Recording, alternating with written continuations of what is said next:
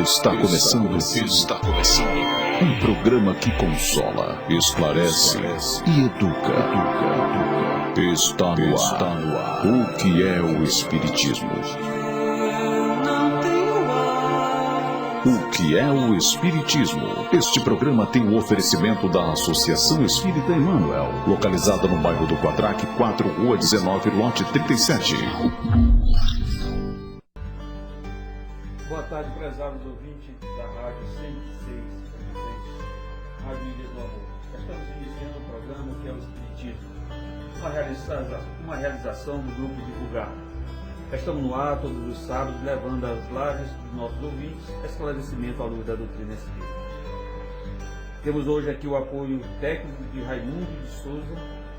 E hoje o nosso assunto que iremos tratar é: existe espírita kardecista? Vamos conversar com Caio sobre o assunto. Caio, que é trabalhador do Grupo de Estudo Espírita do E-mail. Caio, seja bem-vindo ao nosso programa.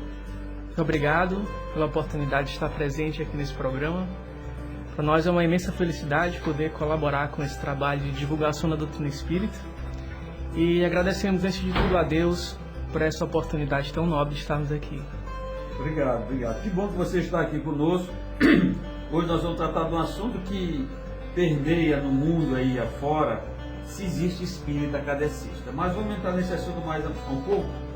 Se as pessoas que quiserem ligar, ligue para o nosso telefone 3244-0864 e faça sua pergunta. Ou então mande-nos mensagem via WhatsApp pelo 98483-4252.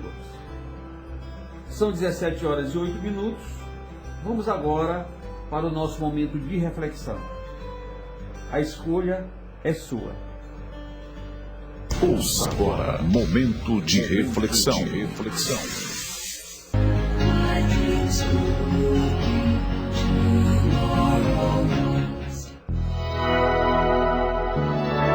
A escolha é sua.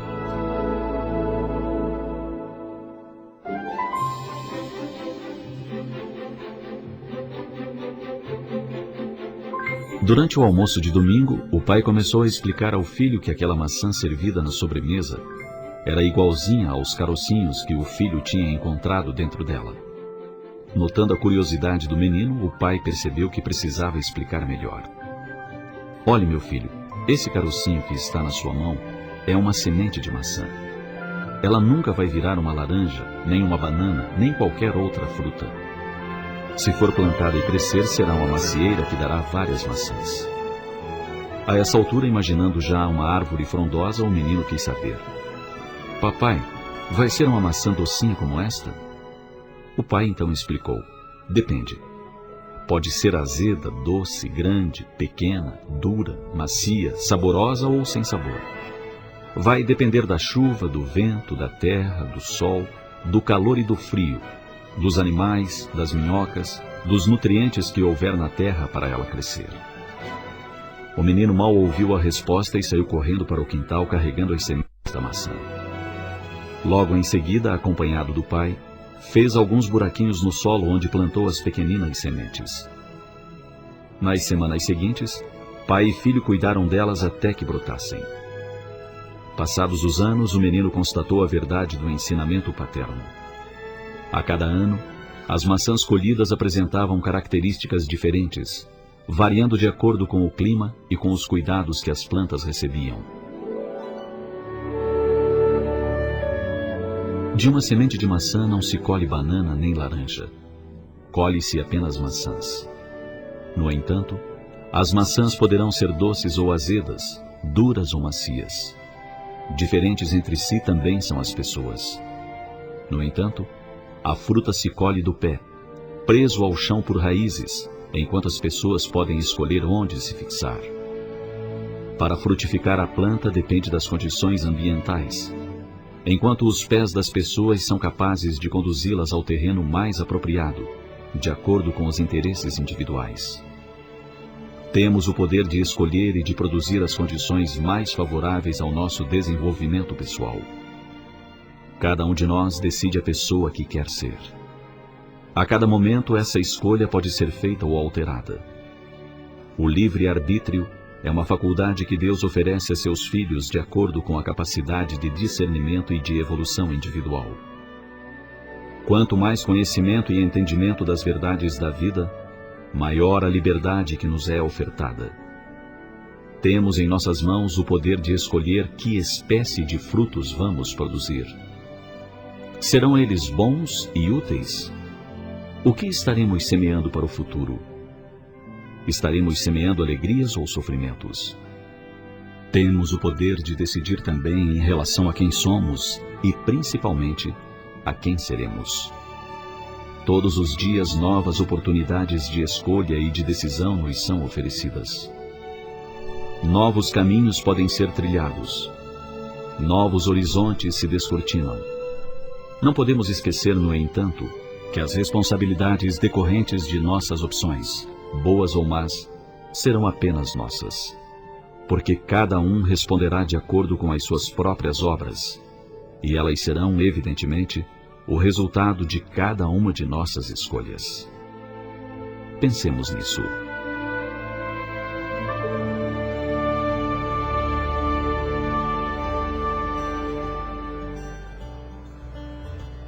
Agradecemos os nossos ouvintes que acompanham o nosso programa. Muito obrigado pela audiência. Nosso programa está nas redes sociais. Acesse e siga-nos no Instagram, Facebook, através da busca Programa O que é o Espiritismo. Nosso programa também estão no YouTube. A partir desse momento, você acompanha a nossa roda de conversa. O Espiritismo em Debate. Hoje, o desafio do Caio é responder uma única pergunta. Existe espírita kardecista? Calma um pouquinho, Caio, você ainda não vai começar a responder essa pergunta. Nós vamos deixar ela para responder daqui a pouco. Nós, primeiramente, vamos fazer aqui um breve relato sobre o início desse movimento, né? Como surgiu esses primeiros movimentos que chamou a atenção para os fenômenos paranormais, que ele é como aconteceu lá no vilarejo de Hardesville, no estado de Nova York, no ano de 1848, apareceram os primeiros movimentos que chamou a atenção para a sociedade dos Estados Unidos, que foi aquele movimento na família Fox, né? Sim. Que é muito conhecido de todos nós espíritas e muito divulgado por aí afora. Duas crianças que eles a partir do dia 31 de março de 1848 começou, né, naquela casa, naquela família, uma série de sons fortes, contundentes, que chamou a atenção da família, principalmente das duas crianças, uma menina de 11 anos, a Kate, e a sua irmã, a Margaret, de 14 anos. E a partir dali, as crianças, na sua inocência, começaram a fazer alguma coisa. Com aquelas pancadas, elas começaram a repetir, falar algumas coisas e foram vendo, os pais foram percebendo que havia uma consonância, havia como se fosse uma resposta. E a partir dali começou esse movimento, né? Os movimentos paranormais. Isso aconteceu nesse ano de 1848. Mas esse movimento começou a surgir também na França.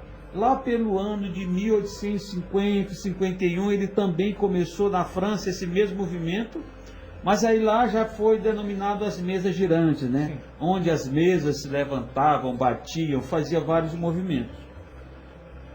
Isso tudo aconteceu nesse período, mas aí eu queria, para a gente começar, eu queria que você me dissesse quem foi Hippolyte Léon Denisard Rivail. Realmente é muito importante a gente começar a entender essa história toda, né? Tentando entender e saber quem foi a figura do professor Rivail, né? Então, Hippolyte Léon Denisard Rivail, ele nasceu na França, no dia 3 de outubro de 1804, em que, a propósito, essa semana nós tivemos a grande felicidade de comemorar os 215 anos do nascimento do professor Rivail, né? E foi uma figura muito influente na época, no campo da educação, da cultura e da ciência. Uma grande quantidade de obras produzidas pelo professor Rivail permeou temas como aritmética, gramática francesa, educação, cálculo, física, química, astronomia, fisiologia. E como a gente pode perceber, o professor Rivaio tinha um grande domínio de amplos campos, né, da ciência e da educação, né? E dentre essas obras todas, a gente pode destacar uma atividade muito importante do professor Rivaio, que foi um livro com uma proposta de melhoria da educação pública. Então ele era muito empenhado também nesse trabalho de renovação, de atualização, de potencialização, né, do ensino público, do estudo como uma forma geral, né? E não podemos esquecer também que o professor Rivaio, ele foi discípulo de Pestalozzi, e com ele aprendeu algo muito importante, que o amor deve ser a base da educação. Sem amor, não há educação. E nesse sentido também importa levar em consideração que ele teve uma esposa chamada Amélie Baudet, e que teve um papel muito importante neste trabalho do professor Rivaio. Então, o professor Rivaio era um educador e um cientista. Exatamente. Certo? Então, aí, esse professor Rivaio, ele conheceu esses fenômenos paranormais na França, as mesas girantes. Como foi que ele descobriu isso? Como foi que aconteceu isso? Sim, exatamente. Como você colocou, esses fenômenos que iniciaram nos Estados Unidos logo se espalharam ao redor do mundo, e chegando na França por volta do século XIX, né, em que esses fenômenos conhecidos como mesas girantes, eles revolucionaram, né, a Europa como um todo, né? E é interessante saber como o professor Rivaio teve contato com esses fenômenos, porque ele mesmo descreve esse primeiro contato em obras póstumas.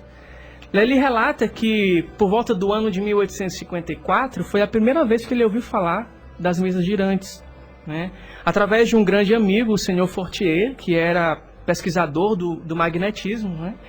E então foi com o senhor Fortier que ele teve esse primeiro contato com as mesas girantes. E nessa conversa, o Allan Kardec, muito científico, muito cético, de primeira ele ficou meio com o pé atrás. Inclusive ele virou e falou para o senhor Fortier que ele só acreditaria nisso quando as mesas tivessem cérebro para pensar e nervos para sentir, né?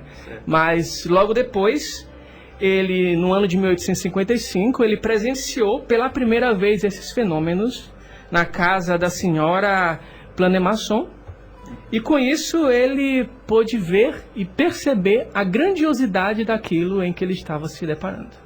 Ok. Mas aí me diga uma coisa, continuamos com o professor Rivaio. Qual foi a importância desse professor, desse cientista para o espiritismo? Então, como grande cientista que o professor Rivaio foi, ele tomou esses fenômenos das mesas girantes e os interpretou de uma forma diferente do restante da sociedade.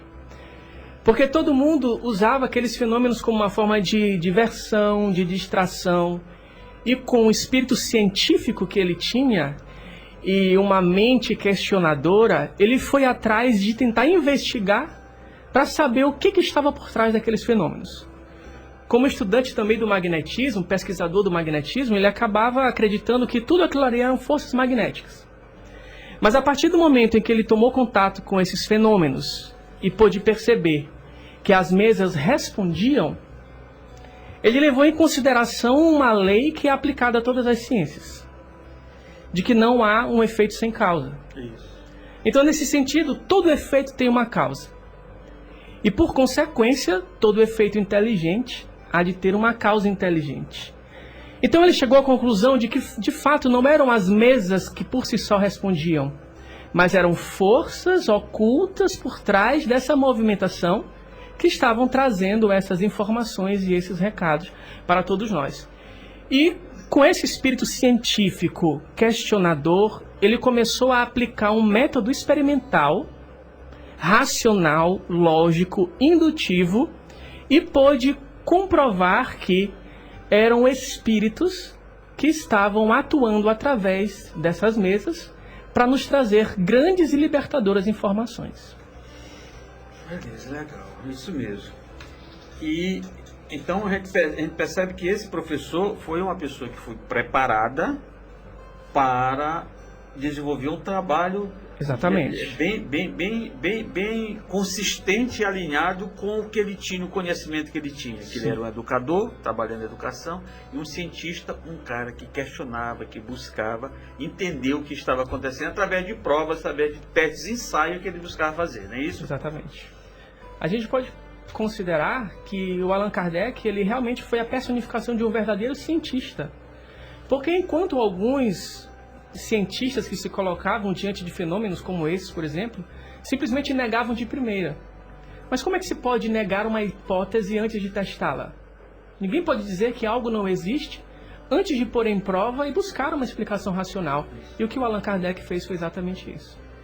É porque Kardec, ele não estava pensando só como cientista que vê só aquilo que ele vê, só consegue provar o que vê, né? Então ele foi buscar algo além da matéria, além do visível. Acho que foi a importância, foi o feeling que ele pegou para poder trabalhar todo esse movimento do doutrina espírita. Estamos apresentando o que é o Espiritismo. Voltamos à nossa roda de conversa e daqui a pouco, Caio, você vai responder se existe espírita kardecista, tá bom? Mas por enquanto eu queria te fazer mais uma pergunta. O professor Rivai, ele adotou um outro nome, né? Ele adotou o nome de Allan Kardec. Por que ele adotou esse nome e quem foi Allan Kardec? Entender essa questão é muito importante para a gente, né? Porque durante 2 anos o professor Rivaio ficou investigando esses fenômenos, né? Chegou a muitas conclusões, compilou todas as informações trazidas pelos espíritos através dos médiuns e estava na época da publicação do Livro dos Espíritos. E ele se viu diante de um dilema muito sério. Ele não sabia como assinar o trabalho. Se assinaria com o nome de Hippolyte Léon Denis Rivaio ou com outro nome, né? E mais uma vez prevaleceu o bom senso do professor Rivaio, né? Então, no momento de publicar a obra, ele utilizou um pseudônimo ao invés do seu nome, né, de nascença. Com qual objetivo? Com o objetivo de fazer com que as ideias se propagassem, né, sem utilizar o nome de alguém que já era conhecido na sociedade. Porque ele acreditava que isso poderia trazer algumas confusões ou mesmo prejudicar o êxito do trabalho. E assim ele adotou o pseudônimo de Allan Kardec. A gente traz até uns exemplos interessantes, como por exemplo a Ivone do Amaral Pereira. Muitos de seus escritos para a revista do Reformador, por exemplo, ela utilizou um pseudônimo de Frederico Francisco. Assim como Bezerra de Menezes utilizou também um pseudônimo de Max em algumas obras e alguns escritos também para revistas, também com o objetivo de que a ideia se propagasse pela ideia e não pelo nome do autor. Mas por que Kardec, o professor usou esse nome Allan Kardec? Onde achou esse nome? Tem algum vínculo a ele mesmo? Sim, tem um vínculo e uma história bem interessante por trás disso, porque em uma das reuniões mediúnicas em que o professor Rivaio estava participando, foi revelada a ele a sua missão de trabalho. E dentro dessa comunicação, um guia espiritual, o espírito Zéfiro, acabou revelando ao professor Rivaio uma de suas vidas passadas, quando ele viveu nas Gálias e era um druida celta sob o nome de Allan Kardec. Então Allan Kardec foi o nome do professor Rivaio em uma de suas últimas encarnações. Legal, bom. São 17 horas e 35 minutos. Ligue, façam pergunta. Caia que está aqui a fim de responder algumas perguntas. Estamos aguardando os ouvintes ligar e perguntar alguma coisa do assunto de hoje. 3244-0864 ou mande mensagem via WhatsApp 984-83-4252. Com tudo isso que a gente já conversou, né? Existe espírita kardecista, cara? Outra questão muito pertinente. Antes de você responder, Sim. porque o que nós estamos conversando aqui, a gente percebe que o Kardec, o professor Rivail, o Allan Kardec, foi uma pessoa fundamental na doutrina espírita. Foi uma pessoa que realmente ele organizou tudo, ele preparou tudo que nós temos hoje, digamos que ele foi peça muito importante, né?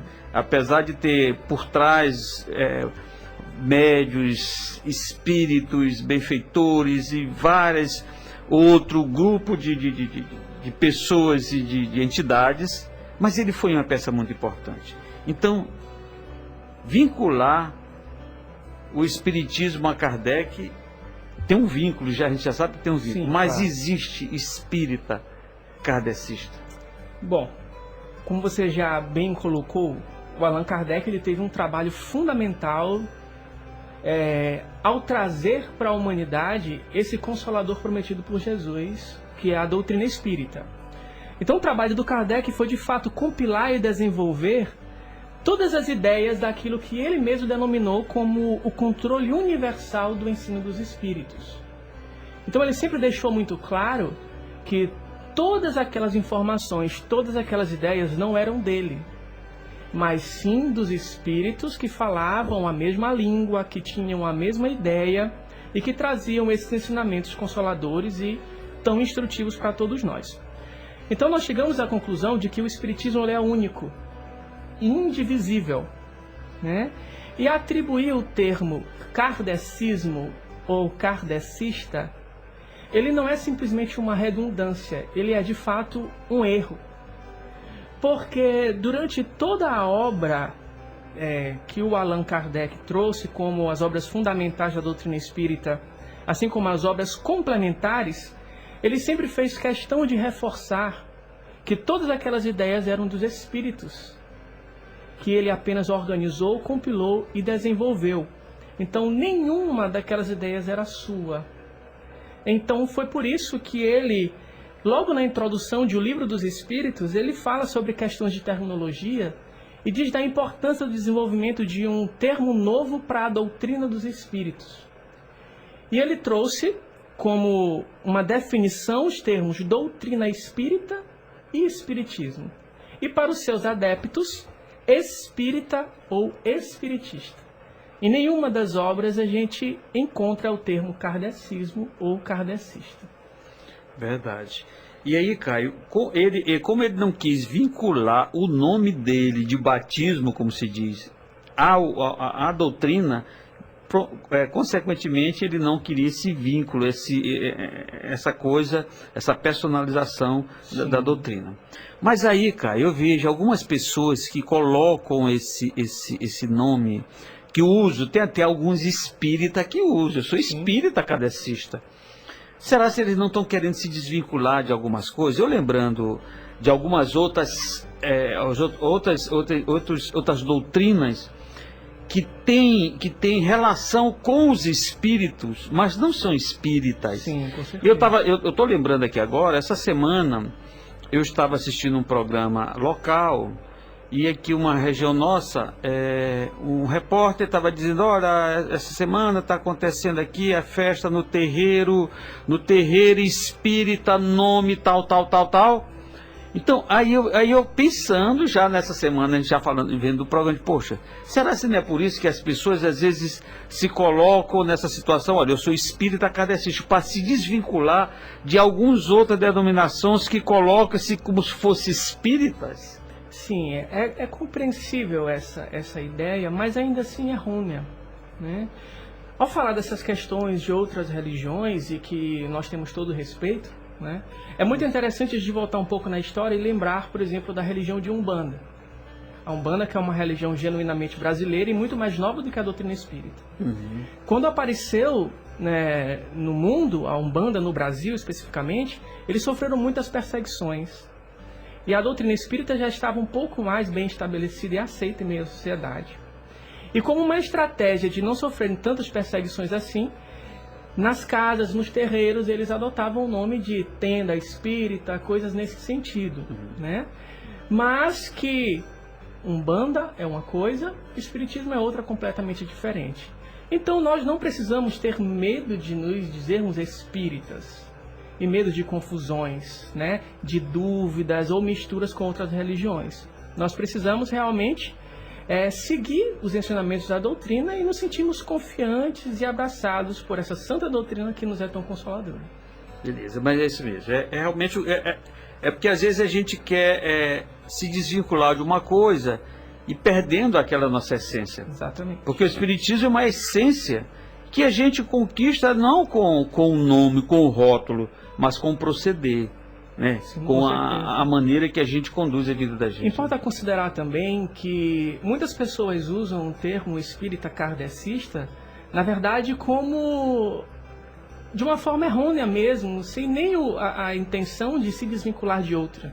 Porque não sabe que, de fato, não é espiritismo kardecista. Isso é uma prova muito importante de que nós, adeptos da doutrina espírita, precisamos estudar a doutrina, conhecer os seus fundamentos, conhecer a forma com a qual ela surgiu, né?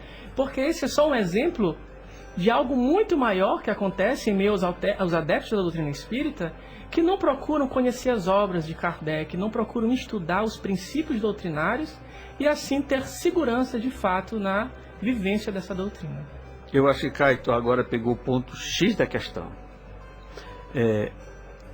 As pessoas que menos estudam são as pessoas que talvez usam mais esse tipo de rótulo. Sem sombra de dúvida. Porque através do conhecimento da doutrina espírita, a partir da hora que você estuda, você vai percebendo que você não precisa fazer isso. Que não há necessidade de você colocar isso. Então eu acho que a coisa mais importante é porque tem muitas pessoas que são espíritas, mas estudam pouco, ou quase não estudam. São espíritas, digamos, de palestra. Verdade. Nós temos vários espíritas que são espíritas, mas são só de palestra. Vão na palestra pública, tomam o passe, e a água fluidificada e vão para casa. Não participam dos estudos, não buscam realmente conhecer as obras básicas. Com toda certeza. Lembrando de Jesus quando nos diz: conhecereis a verdade vos libertará. O próprio Allan Kardec nos induz o tempo todo ao estudo, a análise crítica de todas as questões, né? Porque o Espiritismo nos traz uma grande responsabilidade. Estamos diante da terceira revelação da lei de Deus. E com isso nós temos a grande bênção de ter essa doutrina hoje no seio da humanidade. E se compreendermos o seu objetivo profundo, ele verdadeiramente cumprirá com seu objetivo dentro dos nossos corações, que é o de consolar, que é o de orientar e nos fazer compreender qual o nosso papel no mundo. Respondendo aquelas 3 perguntinhas: de onde eu vim, quem eu sou e para onde eu vou. Verdade. Mas, cara, está tudo bem, acho que gostei, acho que sua resposta atendeu as minhas expectativas. Eu acho que atendeu de Raimundo, que está aqui, que é Raimundo Souza, todo mundo acho que atendeu. Eu espero que tenha atendido aos nossos ouvintes.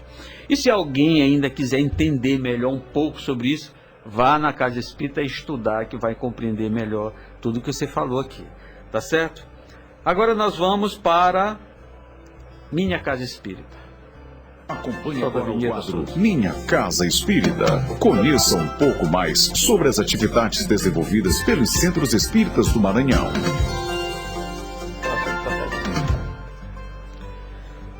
Caio, você é trabalhador do grupo de estudo Espírita Meimei, lá no Parque Shalom, né? Parque Shalom. Então eu gostaria que você falasse um pouco da sua casa, o que eles fazem, os estudos, os trabalhos. Fale um pouco lá. Claro. Divulgue a sua casa. Com muito prazer. Então a nossa casa espírita, o grupo de estudos espíritas Meimei, é uma casa que se destina ao estudo da doutrina espírita, né? Ao acolhimento de todas as pessoas que nos procuram em busca de esclarecimento, em busca de consolo, em busca de conforto, porque esse é o papel da doutrina espírita, né? É o consolador prometido por Jesus. E na nossa casa nós temos vários estudos. Nós temos o estudo sistematizado da doutrina espírita, temos o estudo de O Livro dos Espíritos, a explanação de O Evangelho segundo o Espiritismo. Aos domingos nós temos as palestras públicas, temos também estudo da mediunidade, evangelização infantil, atividade de juventude, né? E as reuniões mediúnicas que também ocorrem em nosso grupo, né? Fechado, tá? Então a nossa casa espírita ela é recente aqui no nosso estado, ela tem 3 anos apenas de funcionamento. Mas, uma bebezinha ainda. Exatamente. Temos muito ainda que aprender, crescer e caminhar, mas procuramos andar sempre lado a lado com a Federação Espírita Maranhense, recebendo todas as orientações, né? Buscando seguir a doutrina espírita baseada realmente nas obras básicas de Allan Kardec. Estamos apresentando o que é o Espiritismo. Voltamos com a nossa roda de conversa. Vamos pedir ao Caio, nós estamos próximos ao final do nosso bloco, para ele fazer as considerações finais dele. A doutrina espírita, ela é o Cristo de volta ao seio da humanidade, a nos convocar novamente à prática do bem e à do amor constantes. Em um mundo cheio de dor, cheio de aflição, nós precisamos acreditar na força do amor como única forma de modificação, de educação e de salvação. Já nos traz Allan Kardec como o lema da doutrina espírita que fora da caridade não há salvação. Então precisamos, de uma vez por todas, compreender que a felicidade que tanto buscamos não se encontra no exterior, mas sim na prática constante do bem e na prática do amor. Obrigado, Caio, muito obrigado, que você já é um convidado para os próximos programas. Sempre vamos estar aqui trazendo você para trazer esclarecimentos sobre essa doutrina consoladora, transformadora. Muito obrigado pela oportunidade de participar aqui e desejo que esse trabalho que vocês realizam continue com toda a força para divulgar essa doutrina espírita. Obrigado. Vamos agora para a nossa agenda espírita. Confira agora a Agenda Espírita. Bem, no dia 11, próximo agora, acontecerá o 4º Encontro de Trabalhador da Mediunidade, com a participação de Jacobson, coordenador da Mediunidade da Federação Espírita Brasileira. No dia 11 esse evento vai acontecer no MEI-MEI, onde nosso companheiro Caio é trabalhador. 12 e 13, esse mesmo evento, vai acontecer na Federação Espírita do Maranhão. Então é um evento muito importante para os trabalhadores da mediunidade. Toda aquela turma que trabalha com mediunidade deve participar desse evento, que é bastante esclarecedor, vai trazer muita informação para a gente.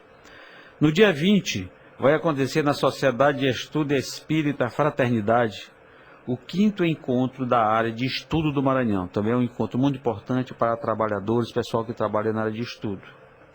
No dia 26, também acontece na FEMAR, o seminário Depressão, Droga e Suicídio com Renê Cunha e Vânia Reis. É um seminário muito importante. O momento que nós estamos atravessando, que nós estamos passando, é um momento onde a depressão está em crescendo, a droga, o suicídio estão acontecendo em larga escala. Então todos os trabalhadores devem participar desse evento. É um evento que vai trazer orientação para como a gente tratar com pessoas com depressão, droga e suicídio dentro da casa espírita.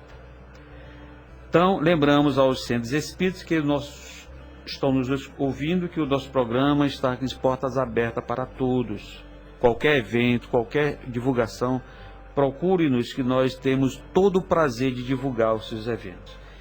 Nosso WhatsApp é o 984834252, ou então na busca no Facebook ou no Instagram, programa O que é o Espiritismo. Bem, pessoal, estamos chegando ao final deste bloco. Foi um prazer estar com vocês. No próximo sábado estaremos de novo com vocês, com a participação de Rosalina Augusta, coordenadora da evangelização da Federação Espírita do Maranhão, e nós vamos tratar do assunto evangelização de bebê e infanto-juvenil. É um tema muito interessante, evangelização de bebê, gente. Então hoje a doutrina espírita já trabalha com evangelização de bebê. E nós vamos tratar desse assunto. Agradecemos a participação de todos os nossos convidados, agradecemos a participação do Caio, do Raimundo, do Souza, da Marlov, que estão aqui na parte técnica. Que Deus e a espiritualidade continue nos auxiliando, nos dando força para continuar divulgando essa doutrina para todos aqueles que buscam o consolo e esclarecimento. Que Jesus continue derramando paz nos lares dos nossos queridos ouvintes. Está começando o quadro Entrevista da Semana. Entrevista da Semana. Sempre com convidados especiais e assuntos diversos relacionados à doutrina espírita. Estamos aqui com Solange, presidente da Sociedade Espírita Jesus Gonçalves, e gostaríamos de saber como essa casa espírita atua na comunidade da Vila Nova.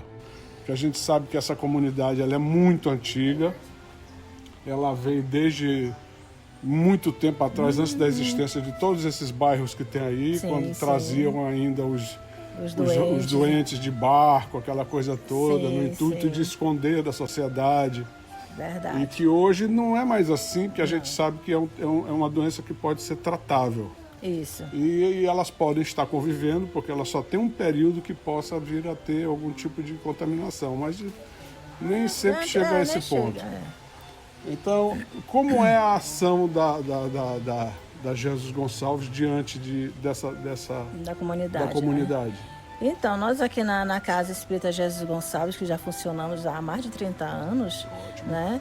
Nós temos hoje na casa o projeto Vem Maquiar para as mães em vulnerabilidade social, que vamos reiniciar agora, sábado pela manhã, formando essas jovens, essas senhoras, né, na autoestima. Então, o projeto Vem Maquiar traz para elas a autoestima, a vontade de se olhar bonita e também não só de se olhar bonita, trazendo essa autoestima para elas, como também elas terem na vida a motivação de buscar lá fora um trabalho, né, uma renovação íntima, porque o projeto Vem Maquiar é só o atrativo, Vem Maquiar.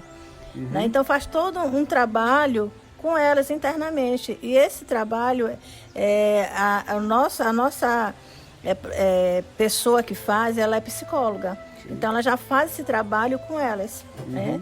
E temos também o projeto Mães de Luz. Esse projeto Mães de Luz acontece o 3º sábado de cada mês, com as jovens mães da comunidade, que também estão desempregadas, estão sem trabalho, e ajuda essas mães em enxovais, em leite, em fralda, até 1 ano de idade dessa criança. Tá? Nós temos também outro projeto que iniciamos o ano passado com o IFMA. O Lecibo, no Instituto do IFMA, do laboratório, trouxe para a nossa comunidade, para as crianças de 9 a 13 anos, trazendo sobre meio ambiente, sobre se cuidar do meio ambiente, da água. Então, essas crianças vêm para cá 2 vezes na semana, terça e sexta, com a escola do IFMA, né, com os professores pedagógicos, trazendo para cá também para a comunidade, porque eles escolheram uma comunidade também carente e escolheram a Casa Espírita Jesus Gonçalves. E isso está sendo muito bom para nós hoje, né, para a nossa comunidade aqui. E na sua opinião, como é a aceitação da comunidade e o que fica para casa de frequentadores futuros desses que começam nesses trabalhos? Você está percebendo que possa estar tendo pessoas que estejam tendo um envolvimento maior com a doutrina espírita? Sim. Inclusive as mães, né, do projeto Mãe de Luz, o projeto Vem Maquiar, hoje elas vêm conhecendo o nosso trabalho também espiritual, né, da casa, falando tudo sobre a vida e o que é o espiritismo. Então todo o nosso trabalho, a parte, e quando começamos, falamos um pouquinho, né, do que é o espiritismo. Não falamos diretamente tudo, né, mas falamos numa linguagem laica, porque sabemos que outros também frequentam outras religiões. Essas pessoas que vêm para cá e chegam através desse projeto. Exatamente. Então está sendo muito receptivo tudo isso. Porque a intenção primeira é do acolher, né? Sim. Do auxiliar na necessidade. E plantamos a sementezinha, né? Exatamente. Essa semente a gente espera sempre que germine um pouco, que dê frutos belíssimos, né? Verdade. Essa é a ideia de todos nós. Mas, dona Solange, muito obrigado pelas suas palavras, suas com relação a como funciona a sua casa espírita aqui, o Jesus Gonçalves. E a gente fica feliz, até porque é uma área belíssima aqui, né? A gente fica muito à vontade, muito gostoso. Mas a senhora ainda quer dizer alguma coisa para nós? Sim, eu quero então dizer, fica à vontade. Tem mais alguma coisa. Diga. Nós temos o Bazar Solidário, Opa. que acontece uma vez no mês. né? Então, esse bazar solidário, ele é simbólico de um valor de R$3, né? As peças. Cada peça, né? Então, a comunidade ficou muito maravilhada quando eu realizei esse bazar solidário, porque ajuda muito essas famílias também a conseguir a roupa, o calçado para os filhos, para a escola, que são peças realmente bem selecionadas e boas. Tá bom, então. Muito obrigado pela essa participação, e a gente vai estar utilizando isso aqui dentro do nosso programa, né, que a gente faz toda semana, e nós vamos estar dando para mais essa Casa Espírita uma força daquilo que a gente pode estar fazendo, que, como diz Emmanuel, através de Chico, que a maior responsabilidade que a gente tem com a doutrina é a sua divulgação. Né? Então a gente tem tentado fazer isso, não só o divulgar pelas palavras, mas tendo algumas ações verdadeiras em cima disso. É o que a gente tem buscado. Muito obrigado. Muito obrigada. E a gente espera um dia, quem sabe, a gente poder contar com vocês lá no nosso programa, presencialmente, tá bom? Isso, muito com certeza obrigado. Irei com muito prazer. Tá, obrigado. Você ouviu o que é o Espiritismo? Um oferecimento da Associação Espírita Emmanuel, localizada no bairro do Quatraque 4, Rua 19, lote 37.